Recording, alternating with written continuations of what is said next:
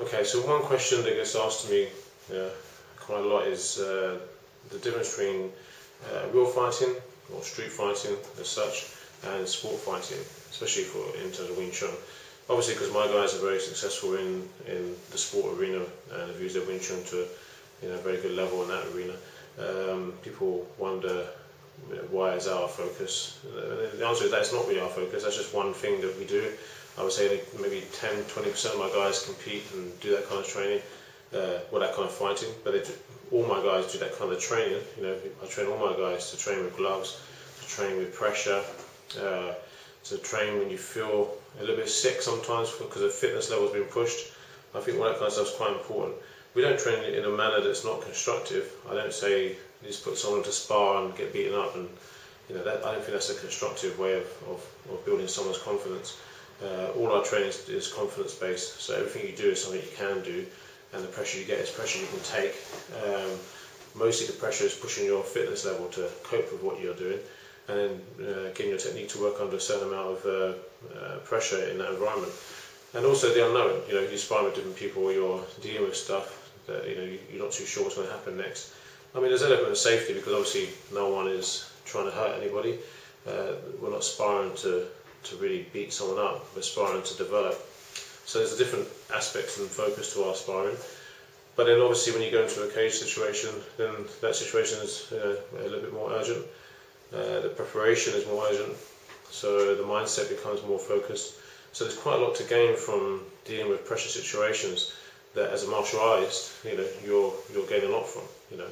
I think looking at what my guys have done, some of the guys wouldn't have come to martial arts with the idea of wanting to compete. What they've come to is to develop themselves and to become more efficient in terms of self-defense. But because of the confidence they've built, they've wanted to test themselves a bit further. Now, not everybody wants to go and beat someone on the street to test themselves, so it's a safe environment to go and test what you have. Also, you're testing the basics of what you do. Obviously, people will argue and say, well, in a street fight you can poke someone in the eye, elbow them in the spine, hit people in the groin, you can't do that in MMA. No, because it's a sport, because obviously you can't do that. So that's a silly thing to point out, because no one's that stupid. The reason you can't do that in a sport is because obviously the sport has certain rules and limitations, because it has to be entertaining, and also there's no need to hurt someone badly over something which is a controlled sport. In a street fight, is it true that you can just poke someone in the eye and kick them in the groin and finish the fight? It's not always true either. I've seen people take 4 kicks to the groin and being poked in the eye, and it just makes people very angry and escalates the fight. So them things can be escalation situations as well, and you don't always want to escalate a fight. If someone tried to poke me in the eye and I could bang their head off the wall and scrape it down the wall, then that's what would happen. So you don't really want to always escalate things. So having the control to control a situation and to be in charge of your own mechanics and your own body movement and your own power is very important. So dealing with a controlled pressure helps you learn to gauge that, helps you build your timing, it helps you get used to being hit, because one thing you see wrong in a lot of Wing Chun is no one's getting hit in Chi-Sao, because people, if you get hit, you're not good, so no one wants to get hit, so they Chi-Sao out of range and develop all sort of antiquated stuff. I treat my guys, getting hit as part of the learning process. It helps you deal with pressure, it helps you understand the range, timing. So we invest in loss in that sense, invest in being in the situation. The situation is teaching you to learn about what you're doing. If you're always just trying to stop the situation, then you're not really learning how to deal with the situation. So, that ebb and flow of different control levels of sparring is very, very important. In terms of a street fight, yes, going back to that, you can also, hit someone in the throat and take them out. That's totally valid. That can happen. That's one thing I like about Wing Chun.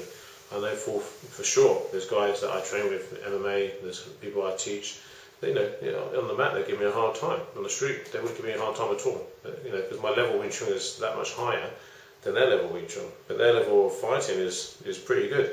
So there's some even ground on the mat because of its rules. If you take it outside that, then Wing Chun gives you an advantage. But the people saying this often don't have any of them skills anyhow. They don't have any of this ability to deal with pressure.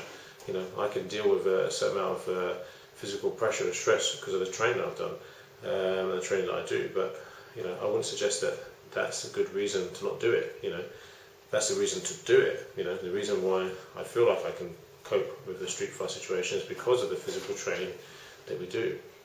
years ago, when I trained in Wing Chun, when we didn't do that kind of training, I never felt confident. I never felt that what I was doing really had the answer for me, because I wasn't too sure whether it would work. You know, I'm told, okay, if you hit someone like this or you do this, it's going to work, but you're not really too sure. You know, when you wrestle and you grapple, and when you do chi sao and you spar hard and you spar light and you do different things and you get in that ebb and flow, that's all that mixing stuff up is really giving you lots of experiences, and it's the experiences that you have that you can take away and learn from.